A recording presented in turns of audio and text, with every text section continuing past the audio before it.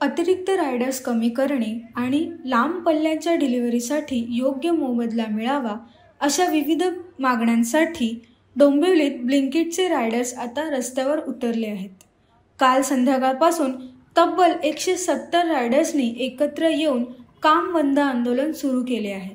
या आंदोलनामुळे कंपनीच्या ऑर्डर्सवर मोठा परिणाम झाला असून मागण्या पूर्ण होईपर्यंत आंदोलन सुरू ठेवणार असल्याची भूमिका आंदोलनकर्त्यांनी स्पष्ट केली आहे।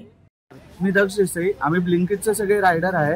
आम्ही काल संध्याकाळी 7:30 वाजल्यापासून आज स्ट्राईक चालू केला आहे। स्ट्राईक करण्यामागचं आमचं मेन जे कारण आहे ते हे आहे की आम्ही मानकोलीच्या वगैरे ज्या ऑर्डर मारतो 6 किलोमीटर 6.5 किलोमीटर हे फक्त आमचं जायचं अंतर आहे, जे यायचं अंतर आहे ते डबल होतं, म्हणजे 12 ते 13 किलोमीटर। तर 12 ते 13 किलोमीटर जाऊन पण आम्हाला त्या राईडचे फक्त 45 आणि 50 रुपये भेटत आहेत। तर ह्या मागण्या आम्ही खूप दिवस आधीपासूनच चालू केल्या होत्या स्टोर मॅनेजरकडे, जे समीर सय्यद आहेत त्यांच्याकडे, की आम्हाला प्रत्येक ट्रिपचे सगळ्यांना जे नवीन आयडी असतील किंवा जुने आयडी असतील त्यांना प्रत्येकाला एकच आम्हाला जो रेट आहे तो फिक्स आहे 80 किंवा 90 रुपये।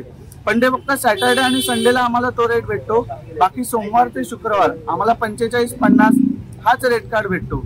रायडर्स एवढे त्यांनी करून ठेवले आहेत की म्हणजे जर का दिवसाला 1000 रुपये आम्हाला अर्निंग करायचे असेल तर दिवसाचे 18 ते 20 तास आम्हाला लॉग इन करावं लागतं। ते आम्हाला कोणालाच मान्य नाही।